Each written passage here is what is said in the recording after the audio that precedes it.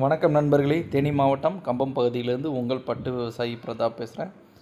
நம்ம நினச்ச மாதிரியே பார்த்திங்கன்னா இந்த பேட்சும் 100% சக்ஸஸ்ஃபுல் தான்.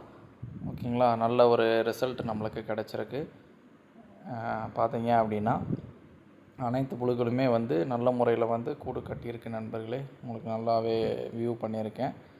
ஸோ பார்த்திங்கன்னா நம்ம 60 முட்டை தொகுதி வச்சுருந்தோம். அந்த 60 முட்டை தொகுதியோட நல்லா ஃப்ரீயாக வச்சுருக்கோம். சரிங்களா, இருக்கிற ரேக் ஃப்ரீயாக இருக்கிறனால நம்ம நல்லா ஃப்ரீயாக வச்சு பண்ணதில் நல்ல ஒரு ரிசல்ட் நம்மளுக்கு கிடச்சிருக்கு. இன்றைக்கி நாளன்னைக்கு பார்த்திங்க அப்படின்னா நம்ம எடுக்க ஆரம்பிச்சிருவோம். ஸோ எடுக்க ஆரம்பித்து வெள்ளிக்கிழமை மார்க்கெட்டுக்கு கொண்டு போகிற மாதிரி நம்ம ஐடியா பண்ணிடுவோம் நண்பர்களே.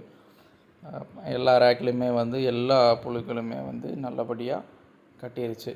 13 இறை நல்லபடியாக சாப்பிட்ருச்சு. சாப்பிட்டதுக்கப்புறம் பார்த்திங்க அப்படின்னா நல்லா கூடு கட்ட ஆரம்பிச்சிருச்சு. சரிங்களா, 12 இறை சாப்பிட்ருக்கு அந்த பேட்ச்சு லாஸ்ட்டு. ஓகேங்களா, இதில் பார்த்திங்க அப்படின்னா ஒரே ஒரு கூடு மட்டும் பார்த்திங்க அப்படின்னா டேமேஜாக இருக்குது. இந்த கூட்டில் என்ன நடந்திருக்கு அப்படின்னா, ஏதோ காயம்பட்ட புழுவோ அதில் ஒரு டிசீஸ் மாதிரி ஏதோ வந்திருக்கு. அதை நம்ம என்ன பண்ணிட்டோம்னா இம்மிடியேட்டாக அதை ரிமூவ் பண்ணிட்டோம். மற்ற எந்த இடத்துலையுமே இல்லை. ஸோ அந்த ஒரு புழு மட்டும் இருந்துச்சு. அந்த இதை நம்ம இம்மிடியேட்டாக ரிமூவ் பண்ணியாச்சு. சரிங்களா, இதை நம்ம எடுக்க ஆரம்பிக்க போகிறோம். பார்ப்போம் எத்தனை கேஜி வருது அப்படின்னு சொல்லிட்டு. கொடுத்துருக்க எல்லா புழுக்களுமே பார்த்திங்க அப்படின்னா கூடு கட்டிருச்சு. நம்மளுக்கு வந்தது எத்தனை கேஜி வருதுன்றதை நம்ம இன்னும் 2 நாள் இடைவெளியில் தெரிஞ்சுக்கலாம் நண்பர்களே. நல்ல ஒரு காற்றோட்ட சூழ்நிலையில் நல்ல ஒரு வளர்ச்சி அடைஞ்சிருக்கு.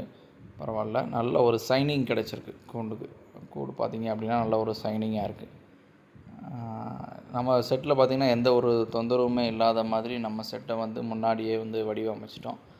ரொம்பவே நுணுக்கமான விஷயங்கள்லாம் யோசித்து பண்ணியிருப்போம். அதனால் பார்த்திங்கன்னா நம்மளுக்கு செட்டுனால் எந்த ஒரு இடையூறுமே கிடையாது. சக்ஸஸ்ஃபுல்லாக போயிட்டுருக்கு.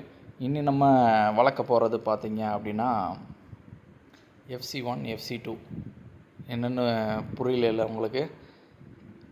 இன்னுமே பார்த்திங்க அப்படின்னா நம்ம பட்டுப்புழு வளர்ப்பில் அடுத்த கட்டத்துக்கு இந்த தேனி மாவட்டம் கம்பம் பட்டு விவசாயி போகிறேன்.